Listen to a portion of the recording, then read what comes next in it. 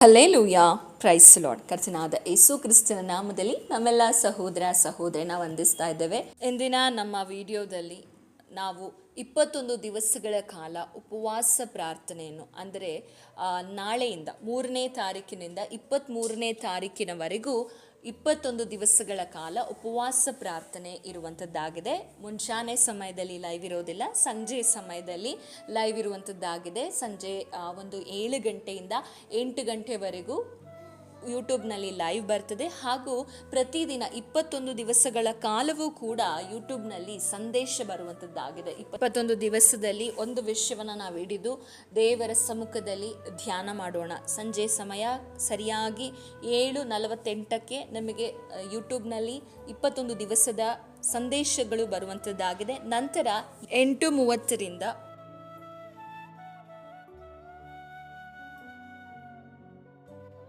ಪ್ರತಿದಿನವೂ ಲೈವ್ ಇರುವಂಥದ್ದಾಗಿದೆ. ಲೈವ್ನಲ್ಲಿ ಆರಾಧನೆ ಹಾಗೂ ನಿಮ್ಮ ಪ್ರಾರ್ಥನೆಗಳಿಗಾಗಿ, ವಿಶೇಷವಾಗಿ ನಿಮ್ಮ ಪ್ರಾರ್ಥನಾ ಮನವಿಗಳಿಗಾಗಿ ಪ್ರಾರ್ಥನೆ ಮಾಡಲಿಕ್ಕಾಗಿರುವಂಥದ್ದಾಗಿದೆ. 21 ದಿವಸ ನಾವು ಕುಟುಂಬವಾಗಿ ಉಪವಾಸವಿದ್ದು ಪ್ರಾರ್ಥಿಸಬೇಕು ಎಂಬುದಾಗಿ ತೀರ್ಮಾನ ತೆಗೆದುಕೊಂಡಿದ್ದೇವೆ.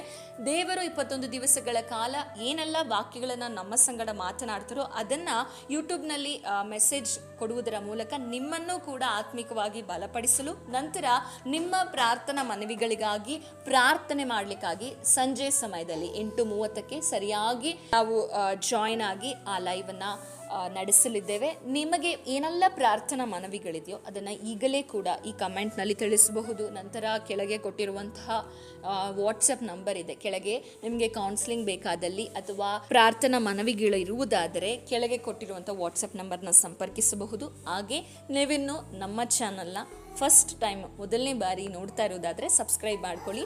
ಹಾಗೆ ಅನೇಕರಿಗೆ ಈ ವಿಡಿಯೋಗಳನ್ನು ಶೇರ್ ಮಾಡಿ. ನಂತರ ನಿಮಗೆ ಪ್ರಾರ್ಥನಾ ಮನವಿಗಳಿರುವುದಾದರೆ ಕಮೆಂಟ್ ಮೂಲಕ ತಿಳಿಯಪಡಿಸಬೇಕಾಗಿ ಕೇಳ್ಕೊಳ್ತೇನೆ. ಪ್ರತಿದಿನವೂ ನಡೆಯುವಂತಹ ಗೂಗಲ್ ಮೀಟ್ನಲ್ಲಿ 7:30ರಿಂದ 8:00ವರೆಗೂ ಪ್ರತಿದಿನವೂ ಪ್ರಾರ್ಥನೆ ಇರ್ತದೆ. ನಂತರ ಮಧ್ಯರಾತ್ರಿ ಪ್ರಾರ್ಥನೆ, ಬೈಬಲ್ ಸ್ಟಡಿಗಳು, ಕುಟುಂಬ ಪ್ರಾರ್ಥನೆ.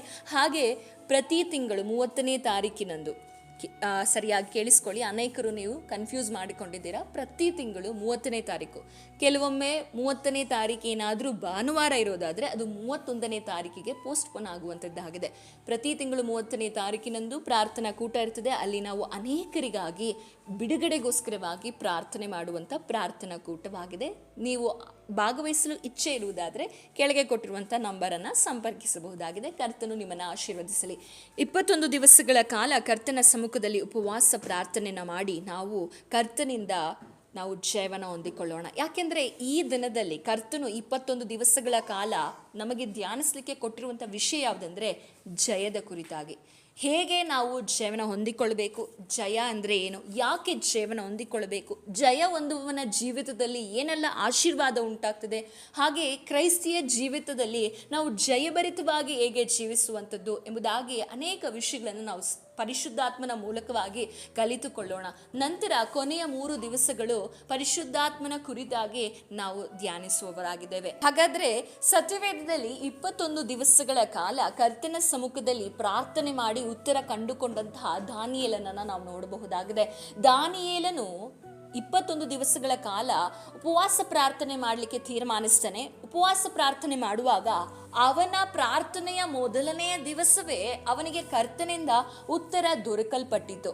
ಆದರೆ ಆ ದೇಶದ ಲೋಕಾಧಿಪತಿ ಅಥವಾ ಆ ದೇಶದ ಪಾರಸಿಯ ರಾಜ್ಯದ ದಿವ್ಯಪಾಲಕನು 21 ದಿವಸ ನನ್ನನ್ನು ತಡೆಯಲು ಇಗೋ ಪ್ರಧಾನ ದಿವ್ಯ ಪಾಲಕನೊಬ್ಬನಾದ ಮಿಕಾಯೇಲನು ನನ್ನ ಸಹಾಯಕ್ಕೆ ಬಂದನು. ಅಲ್ಲಿ ಪಾರಸಿಯ ರಾಜನ ಸಂಗಡ ಹೋರಾಡಿ ಉಳಿದುಕೊಂಡು ಅಂತ್ಯಕಾಲದಲ್ಲಿ ನಿನ್ನ ಜನರಿಗಾಗುವ ಗತಿಯನ್ನು ನಿನಗೆ ತಿಳಿಸುವುದಕ್ಕೋಸ್ಕರ ಬಂದೆನೆಂಬುದಾಗಿ ಇಲ್ಲಿ ತಿಳಿಯಪಡಿಸುವುದನ್ನು ನಾವು ನೋಡ್ತೇವೆ. ನಾವು ನೋಡುವುದಾದರೆ ದಾನಿಯೇಲನ ಪ್ರವಾದನೆ ಪುಸ್ತಕ 10ನೇ ಅಧ್ಯಾಯದಲ್ಲಿ 21 ದಿವಸಗಳ ಕಾಲ ಕರ್ತನ ಸಮ್ಮುಖದಲ್ಲಿ ಈ ದಾನಿಯೇಲನು ಪ್ರಾರ್ಥನೆ ಮಾಡ್ತಾ ಇದ್ದಾನೆ. ಇವನು ಪ್ರಾರ್ಥನೆ ಮಾಡುತ್ತಾ ಇರುವಂಥ ವಿಷಯಕ್ಕಾಗಿ ದೇವರು ಆಲ್ರೆಡಿ ಅವನಿಗೆ ಉತ್ತರ ಕೊಟ್ಟಿದ್ದಾರೆ. ಉತ್ತರ ಕೊಟ್ಟಿರುವಂಥದ್ದನ್ನು ಅವನಿಗೆ ತಲುಪದ ಹಾಗೆ ಅಲ್ಲಿಯ ಆಳ್ವಿಕೆ ಮಾಡುತ್ತಾ ಇದ್ದಂತಹ ಆ ಪ್ರಧಾನ ದಿವ್ಯ ಪಾಲಕನು ಅವನ ಉತ್ತರವನ್ನು ತಡೆ ಹಿಡಿದಿದ್ದರು. ಆಗ ದೇವರು ದಾನಿಯೇಲನಿಗೆ ಗಬ್ರಿಯೇಲನನ್ನ ತಡೆ ಹಿಡಿದಂತಹ ದುಷ್ಟನನ್ನ ವಿರುದ್ಧವಾಗಿ ಹೋರಾಡಲು ತನ್ನ ಸೈನ್ಯವಾದಂಥ ಮೀಕಾಯೇಲನನ್ನ ಕಳಿಸಿಕೊಟ್ಟದ್ದನ್ನು ನೋಡ್ತೇವೆ. ಮೀಕಾಯೇಲನು ಅಲ್ಲಿ ಹೋರಾಡಿ ದಾನಿಯೇಲನಿಗೆ ಉತ್ತರವನ್ನ, ಅಲ್ಲಿ ಜಯವನ್ನ ಕೊಟ್ಟಿದ್ದನ್ನು ನಾವು ನೋಡ್ತೇವೆ. ಈ ದಿನ ದೇವರು ನಾವು ಪ್ರಾರ್ಥಿಸಿದಂಥ ಅನೇಕ ವಿಷಯದಲ್ಲಿ ಆಲ್ರೆಡಿ ನಮಗೆ ಉತ್ತರ ಕೊಟ್ಟಿದ್ದಾರೆ. ಆ ಉತ್ತರ ಕೊಟ್ಟಿರುವುದನ್ನು ಸೈತಾನನು ತಡೆ ಹಿಡಿದಿರುವುದಾದರೆ ಈ 21 ದಿನ ಉಪವಾಸ ಪ್ರಾರ್ಥನೆಯಲ್ಲಿ ನಾವು ದೇವರ ಸಮ್ಮುಖದಲ್ಲಿ ದಾನಿಯೇಲನ ಹಾಗೆ ಭಯ ಭಕ್ತಿ ಉಳ್ಳವರಾಗಿ, ದಾನಿಯೇಲನ ಹಾಗೆ ಆಸಕ್ತಿ ಉಳ್ಳವರಾಗಿ ನಾವು ಕರ್ತನ ಸಮ್ಮುಖದಲ್ಲಿ ಪ್ರಾರ್ಥಿಸುವುದಾದರೆ ದೇವರು ನಮ್ಮ ಪ್ರಾರ್ಥನೆಗೆ ಉತ್ತರವನ್ನು ಕೊಡುವ ಆತನಾಗಿದ್ದಾನೆ. ನಮ್ಮ ಪ್ರಾರ್ಥನೆಯನ್ನು ತಡೆದಿರುವಂತಹ ದುಷ್ಟನ ಕೈಯಿಂದ ನಮಗೆ ಜಯವನ್ನು ಕೊಡುವವನಾಗಿದ್ದಾನೆ. ನಾವು ವಚನವನ್ನು ಓದಿಕೊಳ್ಳೋಣ. ದಾನಿಯೇಲನ ಪ್ರವಾದನೆ ಪುಸ್ತಕ 10ನೇ ಅಧ್ಯಾಯ 12ನೇ ವಚನದಲ್ಲಿ ನಾವು ನೋಡ್ತೇವೆ. ಆಮೇಲೆ ಅವನು ನನಗೆ, ದಾನಿಯೇಲನೇ, ಭಯಪಡಬೇಡ, ನೀನು ದೈವ ಸಂಕಲ್ಪವನ್ನು ವಿಮರ್ಶಿಸುವುದಕ್ಕೂ ನಿನ್ನನ್ನು ನಿನ್ನ ದೇವರ ಮುಂದೆ ತಗ್ಗಿಸಿಕೊಳ್ಳುವುದಕ್ಕೂ ಮನಸ್ಸಿಟ್ಟ ಮೊದಲನೆಯ ದಿನದಲ್ಲಿಯೇ ನಿನ್ನ ವಿಜ್ಞಾಪನೆಯು ದೇವರಿಗೆ ಮುಟ್ಟಿತು. ನೋಡಿ, ದೇವರ ವಾಕ್ಯ ಹೇಳ್ತಾ ಇದೆ, ದಾನಿಯೇಲನ ವಿಜ್ಞಾಪನೆ ದೇವರಿಗೆ ಹೇಗೆ ಮುಟ್ಟಿತಂದ್ರೆ, ಅವನು ದೇವರ ಸಮ್ಮುಖದಲ್ಲಿ ಮೊದಲನೇದಾಗಿ ತನ್ನನ್ನು ತಗ್ಗಿಸಿಕೊಂಡನು. ಈ ಉಪವಾಸ ಪ್ರಾರ್ಥನೆಯಲ್ಲಿ ನಮ್ಮನ್ನು ನಾವು ತಗ್ಗಿಸಿಕೊಳ್ಳಬೇಕು. ಬರೀ ಉಪವಾಸ ಮಾಡುವಾಗ ಮಾತ್ರ ಅಲ್ಲ ನಮ್ಮನ್ನು ತಗ್ಗಿಸಿಕೊಳ್ಳುವುದು ಅಂದರೆ ನಾವು ದೇವರ ಸಮ್ಮುಖದಲ್ಲಿ ನಮ್ಮ ತಲೆಗಳನ್ನು ಬಾಗಿಸುವುದಲ್ಲ, ನಮ್ಮ ಜೀವಿತದಲ್ಲಿ ನಾವು ದೇವರಿಗೆ ತಗ್ಗಿಸಲ್ಪಟ್ಟವರಾಗಿ ನಡ್ಕೊಳ್ಬೇಕು. ಅನೇಕರು ತಗ್ಗಿಸುವುದೆಂಬುದಾಗಿ ಹೇಳುವುದಾದರೆ ದೇವರ ಸಮ್ಮುಖದಲ್ಲಿ ನಾವು ಮೊಣಕಾಲೂರಿ ನಮ್ಮ ತಲೆಗಳನ್ನು ಕರ್ತನ ಮುಂದೆ ಬೊಗ್ಗಿಸುವುದೆಂಬುದಾಗಿ ಹೇಳ್ತೇವೆ. ಅದು ಹೊರಗಿನ ತೋರಿಕೆ ಆಗಿದೆ. ದೇವರಿಗೆ ಹೊರಗಿನ ತೋರಿಕೆ ಆಗಿರುವಂಥ ತಗ್ಗಿಸುವಿಕೆ ಅಲ್ಲ ಬೇಕಾಗಿರುವುದು, ನಮ್ಮಲ್ಲಿರುವಂಥ ನಾನು ಎನ್ನುವುದನ್ನು ತೆಗೆದುಹಾಕಿ ದೇವರ ಸಮ್ಮುಖದಲ್ಲಿ ನಮ್ಮನ್ನು ಸಮರ್ಪಿಸುವಂಥದ್ದಾಗಿದೆ ತಗ್ಗಿಸುವಿಕೆ. ಅದಕ್ಕೆ ದೇವರ ವಾಕ್ಯ ಹೇಳ್ತದೆ, ದೇವರ ಮುಂದೆ ನಿಮ್ಮನ್ನು ನೀವು ತಗ್ಗಿಸಿಕೊಳ್ಳಿರಿ, ತಕ್ಕ ಕಾಲದಲ್ಲಿ ದೇವರು ನಿಮ್ಮನ್ನು ಮೇಲಕ್ಕೆತ್ತುವನು. ದೇವರ ಮುಂದೆ ನಮ್ಮನ್ನು ನಾವು ತಗ್ಗಿಸಿಕೊಳ್ಳದೆ ನಾವೇನೇ ಪ್ರಾರ್ಥನೆ ಮಾಡಿದ್ರು, ಏನೇ ಕಾರ್ಯ ಮಾಡಿದ್ರು ನಮಗೆ ಉತ್ತರ ಸಿಕ್ಕೋದಿಲ್ಲ. ಈಗ ಆಲ್ರೆಡಿ ನಮಗೆ ಉತ್ತರ ಸಿಕ್ಕಬೇಕು, ನಮಗೆ ದೇವರಿಂದ ಹೊಂದಿಕೊಂಡಿರುವಂಥ ಉತ್ತರ ನಮಗೆ ಸಿಕ್ಕಬೇಕಂದ್ರೆ ನಮಗೆ ಮೊದಲು ತಗ್ಗಿಸುವಿಕೆ ಇರಬೇಕು.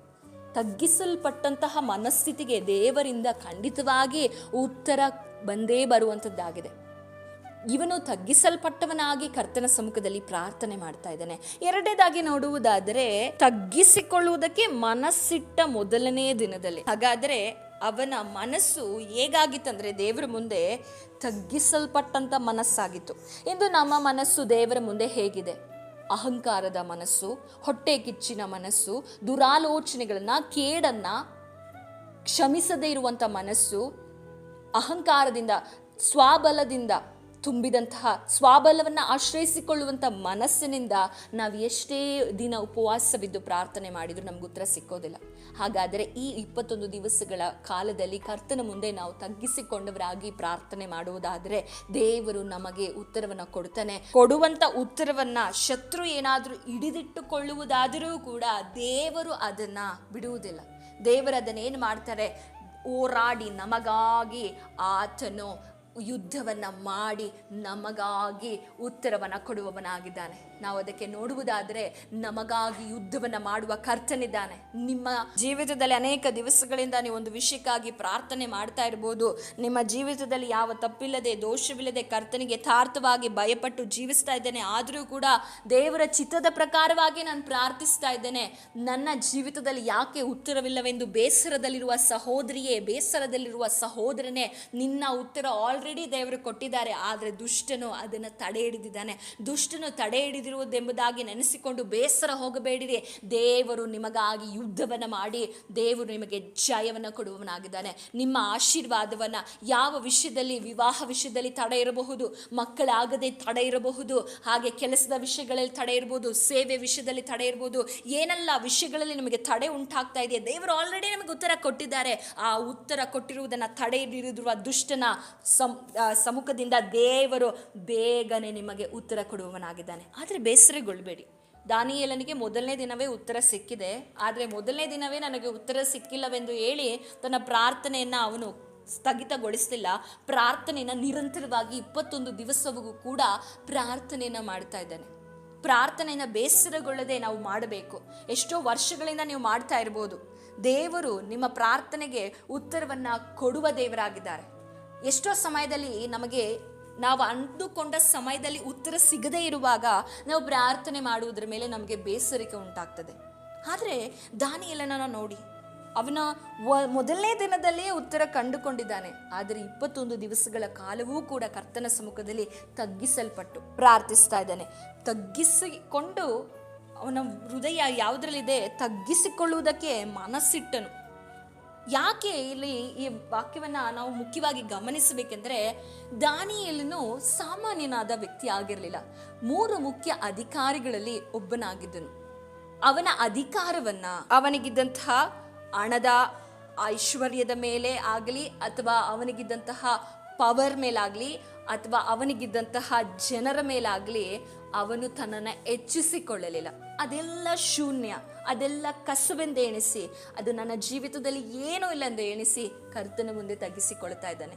ದಾನಿಯೇಲನ ಪುಸ್ತಕವನ್ನು ಓದುವಾಗ ದಾನಿಯೇಲನಿಗೆ ಒಂದು ಚೆನ್ನಾಗಿ ಗೊತ್ತಿತ್ತು, ನನ್ನ ದೇವರು ಸರ್ವಭೌಮನಾಗಿದ್ದಾನೆ. ಸರ್ವಭೌಮನೆಂಬುದಾಗಿ ಹೇಳುವುದಾದರೆ ಅನೇಕ ಆಳ್ವಿಕೆಗಳು ಬರಬಹುದು, ಆದರೆ ಶಾಶ್ವತವಾದ ಆಳ್ವಿಕೆ, ಎಲ್ಲದರ ಅಧಿಕಾರ, ಎಲ್ಲದರ ಕಂಟ್ರೋಲ್ ಇರುವಂಥ ಆಳ್ವಿಕೆ ಅದು ಕರ್ತನಾಗಿರುವಂಥ ಯೇಸುವಿನ ಆಳ್ವಿಕೆ ಆಗಿದೆ. ಅದು ತಲೆಮಾರುವರೆಗೂ ಇರುವಂಥ ಆಳ್ವಿಕೆ ಆಗಿದೆ ಎಂಬುದಾಗಿ ತನ್ನ ಜೀವಿತದಲ್ಲಿ ಅರಿತುಕೊಂಡಿದ್ದನು.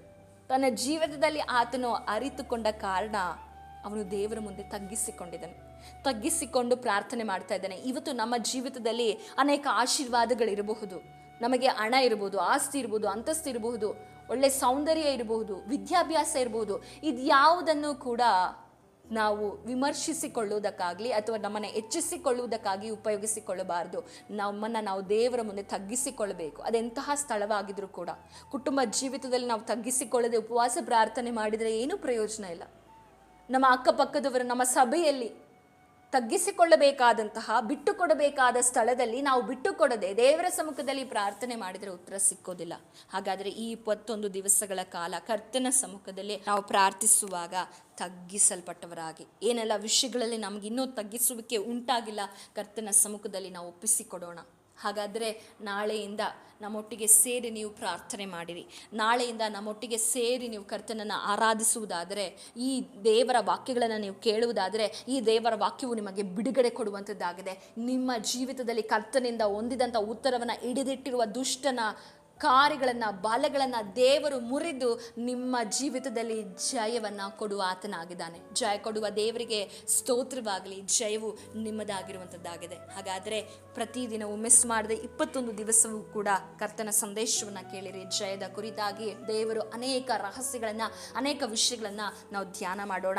ನಂತರ ಪ್ರತಿದಿನವೂ 8:30ರಿಂದ ಲೈವ್ಗೆ ಜಾಯ್ನ್ ಆಗಿ ಕರ್ತನ ವಾಕ್ಯದ ಮೂಲಕ ನಿಮ್ಮನ್ನು ಆಶೀರ್ವದಿಸಲಿ. ನಾನು ಯಾಕೆ ಈ ವಿಡಿಯೋ ಮಾಡಿದ್ದೇನೆಂದರೆ, ನಿಮಗೆ ಲೈವ್ ಇದೆ ಎಂಬುದಾಗಿ ಗೊತ್ತಾಗಲಿ ಅಥವಾ ಪ್ರಾರ್ಥನೆ ಇದೆ ಎಂಬುದಾಗಿ ತಿಳಿದುಕೊಳ್ಳಲಿ ಎಂಬುದಕ್ಕಾಗಿ ಈ ವಿಡಿಯೋ ಮೂಲಕ ಒಂದು ಚಿಕ್ಕ ವಾಕ್ಯವನ್ನು ಹೇಳಿ ನಿಮಗೆ ಎನ್ಕರೇಜನ್ನು ಪಡಿಸಬೇಕೆಂಬುದಾಗಿ ಈ ವಿಡಿಯೋ ಮಾಡಿರುವಂಥ ಉದ್ದೇಶವಾಗಿದೆ. ಕರ್ತನು ನಿಮ್ಮನ್ನು ಆಶೀರ್ವದಿಸಲಿ. ಪ್ರಾರ್ಥನೆ ಮಾಡೋಣ. ಪ್ರೀತಿ ಸ್ವರೂಪನಾದ ದೇವರೇ, ನಿಮ್ಮ ನಾಮಕ್ಕೆ ಸ್ತೋತ್ರವಾಗಲಿ. 21 ದಿವಸಗಳ ಕಾಲ ನಿನ್ನ ಸಮ್ಮುಖದಲ್ಲಿ ಉಪವಾಸವಿದ್ದು ಪ್ರಾರ್ಥನೆ ಮಾಡಲಿಕ್ಕೆ ನಮಗೆ ಬಲ ಕೊಡು. ಹಾಗೆ 21 ದಿವಸಗಳ ಕಾಲ ದೇವರೇ ನೀಡುವಂಥ ಸಂದೇಶ ನನ್ನ ಮಾತಾಗಿರದೆ ನಿಮ್ಮ ಮಾತಾಗಿ ಅನೇಕರನ್ನ ಬದಲಾವಣೆ ಮಾಡಬೇಕು, ಅನೇಕರ ಜೀವಿತದಲ್ಲಿ ಜಯವನ್ನು ಹೊಂದಿಕೊಳ್ಳಿಕ್ಕಾಗುವಂತೆ, ಅನೇಕರ ಜೀವಿತದಲ್ಲಿ ನಿನ್ನ ವಾಕ್ಯಗಳು ಬಿಡುಗಡೆ ಮಾಡಲಿಕ್ಕಾಗುವಂತೆ, ಹಾಗೆ ಸಂಜೆ ನಡೆಯುವಂಥ ಲೈವ್ಗಳನ್ನು ಎಲ್ಲವನ್ನ ನಿಮ್ಮ ಕರದಲ್ಲಿ ಒಪ್ಪಿಸಿಕೊಡ್ತೇನೆ. ಉತ್ತಮಕರವಾಗಿ ನೀನು ನಡೆಸಿ ಆಶೀರ್ವದಿಸಬೇಕಾಗಿ ಎಲ್ಲವನ್ನ ನಿಮ್ಮ ಕರದಲ್ಲಿ ಒಪ್ಪಿಸಿಕೊಡ್ತೇವೆ. ಯೇಸುವಿನ ನಾಮದಲ್ಲಿ ಬೇಡಿಕೊಳ್ತೇವೆ ತಂದೆಯೇ, ಆಮೇನ್ ಆಮೇನ್.